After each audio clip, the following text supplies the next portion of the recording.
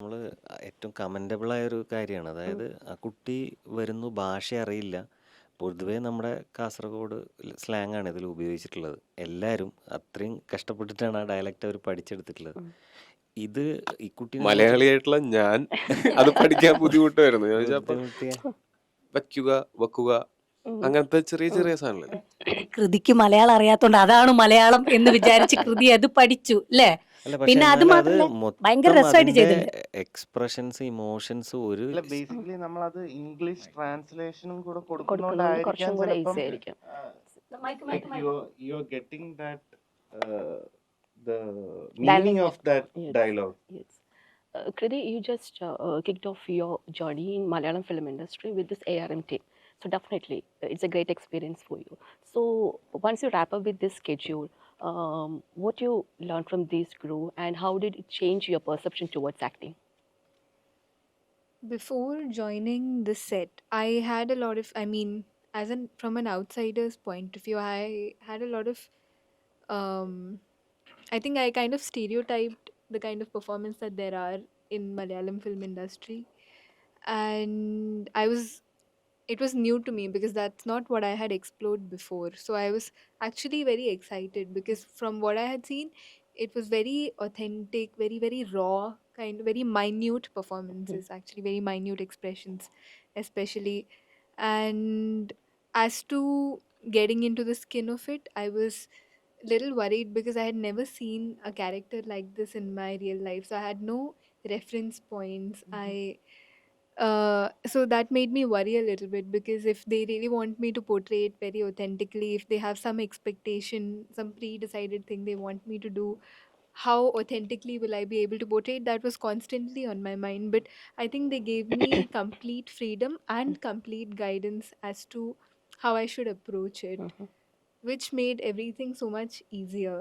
And I all of these worries and doubts that I had about how I'll be able to be authentic in it, how I will look authentic, how I will sound, the language, how I'll be able to grasp it, everything till I joined set, it was on my mind. But after I joined set, I thought about nothing, and I, I think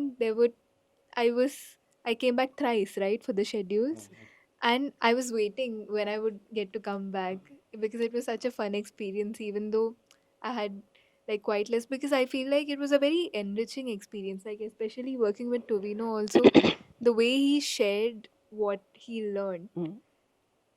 it was very, very enriching, and I learned so much from it. Mhm. And I think it was a very new experience. And as to performance, also, I got to explore something I haven't done before, which was very exciting. Okay.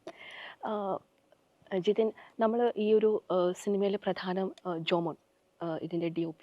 അപ്പം നമ്മൾക്ക് ഈ ഒരു cinema പറയുന്ന ഒരു കാലഘട്ടം, അപ്പോൾ അതിൻ്റെ ഒരു വിഷ്വൽ സ്റ്റൈൽ എന്തായിരിക്കണം എന്നുള്ള ആ ഒരു ഡിസ്കഷൻ, അപ്പം ജോമോൻ്റെ ഒരു കോൺട്രിബ്യൂഷൻ അത് എത്രത്തോളം മാറ്റുരച്ചിട്ടുണ്ട് ഈ ഒരു സിനിമയിൽ? എനിക്ക് തോന്നുന്നു 2017 ഞാൻ ആദ്യം ഗോദയുടെ ഷൂട്ടിൻ്റെ സമയത്ത് എനിക്ക് സുഹിത്തേട്ടൻ സ്ക്രിപ്റ്റ് അയച്ചിരുന്നു. എൻ്റെ മടി കൊണ്ട് ഞാൻ ഷൂട്ട് കഴിഞ്ഞു. അത് കഴിഞ്ഞിട്ട് മറ്റേ കഫേ ഒരെണ്ണം ഓപ്പൺ ചെയ്യുന്നതിൻ്റെയൊക്കെ ഇതായിട്ട് തിരക്കായിരുന്നു. അത് കഴിഞ്ഞിട്ട് ഒരു ദിവസം രാത്രി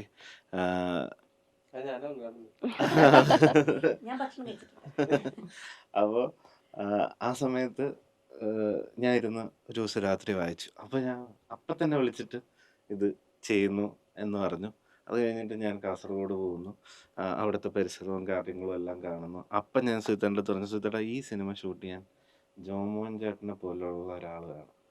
അന്ന് ഞാനത് ചെക്ക് ചെയ്യുകയും പുള്ളിയുടെ അവൈലബിലിറ്റി വരാതിരിക്കുകയും അത് കഴിഞ്ഞിട്ട് ഒരു 7-8 വർഷങ്ങൾക്ക് ശേഷം ഞാൻ പല DOPസിൻ്റെ അടുത്തും പോയി. അവരൊന്നും സിനിമ ഇഷ്ടപ്പെട്ടില്ല എന്ന് പറഞ്ഞിട്ടില്ല. പക്ഷെ എല്ലാവരും ഈ 100 ദിവസത്തിൽ കൂടുതൽ ഇത്രയും ടൈം എടുക്കും, എന്നെ പോലെയുള്ളൊരു പുതിയൊരാൾ പുൾ ഓഫ് ചെയ്യാൻ പറ്റുമോ എന്നൊക്കെ ഉള്ളൊരു ഡൗട്ടൊക്കെ ഞാൻ ഒരുപാട്.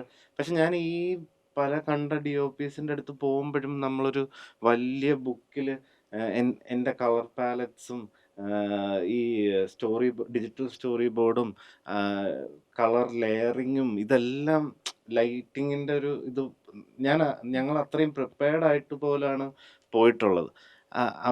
അപ്പോഴും എന്തോ അന്നത്തെ നമ്മുടെ ആഗ്രഹം കുറച്ച് ലേറ്റായിട്ട് നടന്നു എന്നുള്ള രീതിയിൽ ഷമീറേട്ടൻ ഇന്നാവുന്നു. ഷമീറേട്ടൻ കേട്ടിട്ട് അപ്പം തന്നെ ജോമോൻ ചേട്ടനെ വിളിച്ചിട്ട് പറയുന്നട ജിതിൻ്റെ ഇത് നീ ഒന്ന് കേട്ട് നോക്ക്.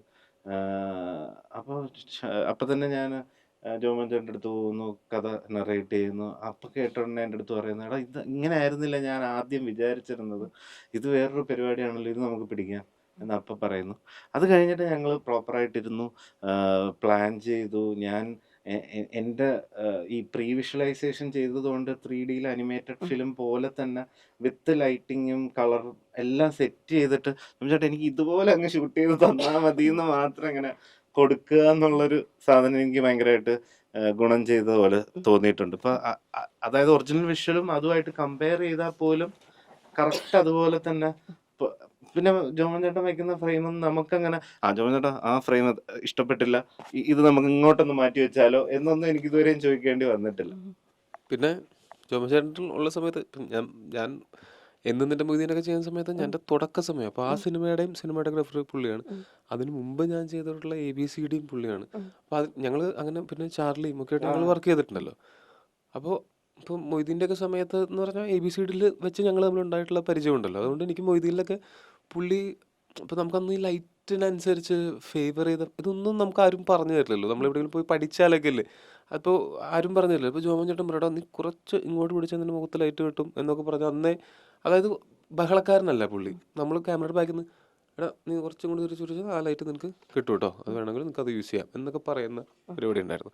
ഈ സിനിമയുടെ ഇതിൽ വന്നപ്പോഴാണെങ്കിലും നമ്മൾ ഒരു പെർഫോമൻസ് ആണെങ്കിൽ പോലും നമ്മൾ ചെയ്തിട്ട് നമുക്ക് രണ്ടുപേർക്കും ഓക്കേടാ അത് കയറി പോക്കോളും എന്നിട്ട് നമ്മൾ ജോമോൻ ചേട്ടനെ നോക്കുമ്പോൾ ജോമോൻ ചേട്ടൻ ചിലപ്പം ഇങ്ങനെ വൺ മോർ നമുക്ക് ഒരു വാലിഡേഷന് വേണ്ടിയിട്ട് നോക്കാവുന്ന അങ്ങനത്തെ സെൻസ് ഉള്ള ഒരാളാണ് അദ്ദേഹം. ഒരു ഇതും കൂടെ പറയുള്ള ഫോക്കസ് പുള്ളർ. അത് കാരണം വെച്ചിട്ടുണ്ടെങ്കിൽ ജോമോൻ ചേട്ടൻ എല്ലാം ഇത് കറക്റ്റ് ആയാലും അവരെന്തെങ്കിലും ഒന്ന് ഇതായി കഴിഞ്ഞാൽ പിന്നെ അനീഷേട്ടൻ അസോസിയേറ്റ് അനീഷേട്ടനെയൊക്കെ ഞങ്ങൾക്ക് മൊയ്തീനിലും ABCDയിലും ഒക്കെ അറിയുന്നതാണ്. അപ്പം നമ്മളുടെ ഒരു പരസഹായി പുള്ളിയാണ്. ഇപ്പം ജോമോൻ ചേട്ടൻ ബാക്കിയുള്ള തിരക്കിലൊക്കെ ആണെങ്കിൽ മണിയന്റെ മുടി കൊണ്ടും മൂക്ക് മറിയുന്നു പറഞ്ഞിട്ട് നമുക്ക് ഒരു ചില സിനിമകൾ ഇപ്പൊ എനിക്ക് തോന്നുന്ന ജോമോൻ ചേട്ടൻ ചിലപ്പം എനിക്ക് തോന്നിയിട്ടുള്ളതാണ് ഭയങ്കര ഒരു മെക്കാനിക്കലായിട്ടായിരിക്കാം ചിലപ്പം ബോളിവുഡില് അതിൻ്റെ അടുത്ത് സംസാരിക്കും. മീൻസ് ഇവർക്കൊക്കെ ഇങ്ങനെ സ്റ്റുഡിയോയില് വർക്ക് ചെയ്യുന്നതും പുറത്തിറങ്ങി ഇതിങ്ങനെ വർക്ക് ചെയ്യുന്നതുമായിട്ട് ഭയങ്കര ഡിഫറൻസ് ഉണ്ട്. അപ്പൊ ജോമോൻ ചേട്ടൻ ലൈറ്റ് ചെയ്യാൻ എടുക്കുന്ന സമയവും പുള്ളി അതിൽ ഇൻവോൾവ് ചെയ്യുന്ന രീതി കാണുമ്പം അതില് ഔട്ടില് നമുക്കത് കിട്ടും. ഇപ്പൊ നമ്മള് തമാശക്ക് പോലും ഉള്ള ഇൻസിഡന്റ് എന്ന് പറഞ്ഞു കഴിഞ്ഞാൽ ബേസിലായിട്ടുള്ള ഇതെന്ന് പറഞ്ഞു കഴിഞ്ഞാൽ കൃതിക്ക് മറ്റേ ഏത് ലൈറ്റിങ് അലുവ പോലുള്ള ലൈറ്റിങ് കുറെ നേരം എടുത്തിട്ട് ബേസിലേട്ടനൊക്കെ ലൈറ്റ് ചെയ്യുമ്പോഴത്തേക്ക് അല്ലല്ല ബേസിലേട്ടന് ഇത് ചെയ്യുന്നതെന്ന് പറഞ്ഞാൽ ഈ ബേക്കറിയിലൊക്കെ മറ്റേ കണ്ണാടി കൂടിനകത്ത് ലൈറ്റ് ഇട്ട് വെക്കുമല്ലോ, അത്രേ ലൈറ്റിങ് കൊടുക്കുള്ളൂ എന്നാണ് ബേസിലേട്ടന്റെ പരാതി. കൃതി ഷെട്ടിക്ക് മറ്റേ തെലുങ്കിന്ന് വരുന്നു, അപ്പൊ കുറെ നേരം സമയം എടുത്ത് മറ്റേ അലുവ പോലെ ലൈറ്റ് അപ്പ് ചെയ്ത് കൊടുക്കുന്നു. എന്നിട്ട് ഞാനിടയ്ക്ക് ബേസിലെ അലുവയുടെ ഫോട്ടോ ഒക്കെ എടുത്ത് അയച്ചു കൊടുക്കും, ജോമോൻ ചേട്ടൻ ലൈറ്റ് ചെയ്താന്നൊക്കെ പറഞ്ഞിട്ട്. ഞാൻ എനിക്ക് ആക്ച്വലി ഒരുപാട് കാര്യങ്ങൾ ചോദിക്കാം. കാരണം ഇതിൻ്റെ ആർട്ട്, ഇതിൻ്റെ കോസ്റ്റ്യൂം ചെയ്തേക്കുന്ന പ്രവീൺ വർമ്മ, ഇതിൻ്റെ music Deepu, editor definitely Shameer. അപ്പോൾ ഇവരെക്കുറിച്ച് ഒരുപാട് ചോദിക്കണമെന്ന്, പക്ഷേ എനിക്ക് സമയപരിമിതി ഉള്ളത് കൊണ്ടാണ് എനിക്ക് ചോദിക്കാൻ പറ്റുക. എന്നാലും ഒരു കാര്യം എനിക്ക് ചോദിച്ചേ പറ്റുള്ളൂ. കാരണം നമ്മളൊരു 1 year മുമ്പാണ് ഇതിൻ്റെ ഫസ്റ്റ് ട്രെയിലർ കണ്ടത്. അതിനുശേഷം 1 year കഴിഞ്ഞിട്ട് ടീസർ വന്നിട്ട് 1 yearന് ശേഷമാണ് സിനിമ റിലീസ് ആവുന്നത്. പോസ്റ്റ് പ്രൊഡക്ഷൻ എന്ന് പറഞ്ഞാൽ ഇത്രയും ഒരു പ്രോസസ്സ്. അപ്പോൾ അതിൻ്റെ ഒരു VFXന്റെ ഒരു മായ ലോകമുണ്ടെന്ന് നമുക്കതറിയാം. അത് മാത്രമല്ല പിന്നെ 3D 2Dയിൽ നിന്നും പിന്നെ നമ്മൾ 3Dയിലേക്ക് ഒന്നും അങ്ങനെ പെട്ടെന്ന് ഹറി ചെയ്ത് പെട്ടെന്ന് തീർത്ത് പടം ഇറക്കുക എന്നുള്ളതിനേക്കാളും വൃത്തിക്ക് ചെയ്ത് ഇറക്കാം. അതെ. അല്ല റിയലിസ്റ്റിക് ആയിട്ട് ചുമ്മാ ഇരുന്ന സമയം ഉണ്ടായിരുന്നു, ചെറിയ ഇഷ്യൂസ് കാരണം. അതിപ്പം പ്രേക്ഷകർ അറിയേണ്ട ആവശ്യമില്ല.